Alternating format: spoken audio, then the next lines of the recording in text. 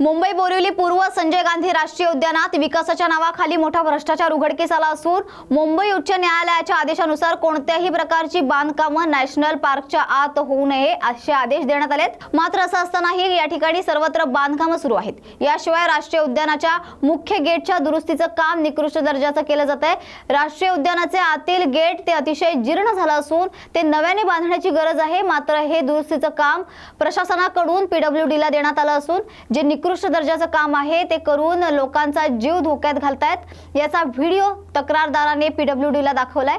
अधिकारी महाराष्ट्र वन कर्मचारी संघटनेचे अध्यक्ष राष्ट्रीय उद्यान जॉनी वाईक यांनीही केले। तर या प्रकरणी पीडब्ल्यूडीच्या अधिकाऱ्यांनी या प्रकरणाची दखल घेणार असल्याचं सांगितलंय। ये पीडब्ल्यूडी का माध्यम से ये रिपेयरिंग का काम चालू है। स्टील पूरा रस्ट है, इसको रेस्ट एसिड नहीं लगाया, क्लीन नहीं किया। ये देखिए पूरा स्टील सड़ गया है और ये लूज कंक्रीट है। ये देखिए ये हाथ से निकलेगा, लूज कंक्रीट निकलना चाहिए, ये निकाला नहीं है। और इसी प्रकार से इन्होंने क्या किया देखिए सर, क्या यहाँ देखिए ये हिल्टी मारा है बोल के होल दिखाया है। ये स्टील पूरा 3 से 4 इंच अंदर जाना चाहिए और हिल्टी में फिट होना चाहिए, वो नहीं करते हुए ये देखिए सब स्टील ऐसा खुला है। सिर्फ दिखाने के लिए कर रहे सर। ये रिपेयरिंग का नाम से सिर्फ ये लूट चालू है।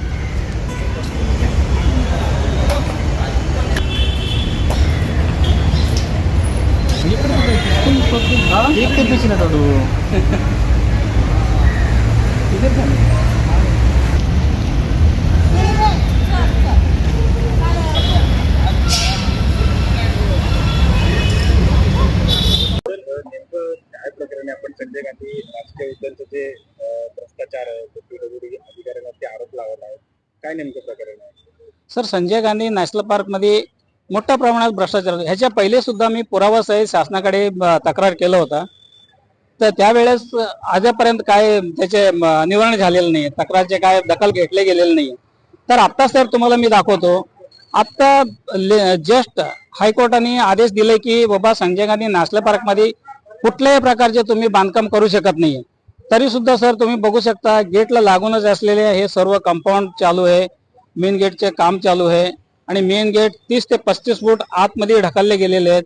आणि ह्याचे हे सगळे बघत असताना असं वाटते की संजय गांधी नॅशनल पार्क हे कमी करत चाललंय आणि आठवत चाललंय, चारही साईडने संजय गांधी नॅशनल पार्क कमी होत चाललंय।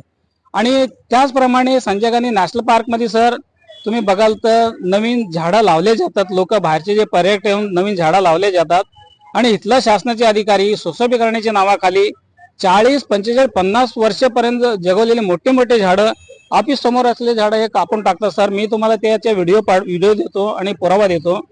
आणि त्याचप्रमाणे हे कन्स्ट्रक्शन सर तुम्ही बघाल झालेलं होतं। ऑडिट रिपोर्ट मध्ये असं म्हटलेलं होतं की बाबा हे रिपेअर करणे योग्य नाहीये, याला पूर्ण तोडून तुम्ही नवीन बनवा।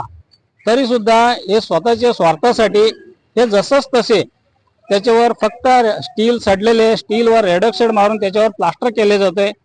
आणि हे असंच असताना 2-3 वेळा हे पावसाळ्यात हे स्लॅब कोसळलेलं होतं आणि त्याच कोसळलेल्या स्लॅबवर ते परत त्याला रेड ऑक्साईड म्हणून काम केले जातात। उद्या उठून सर मोठ्या प्रमाणात जीवितहानी होण्याचे दाट शक्यता आहे।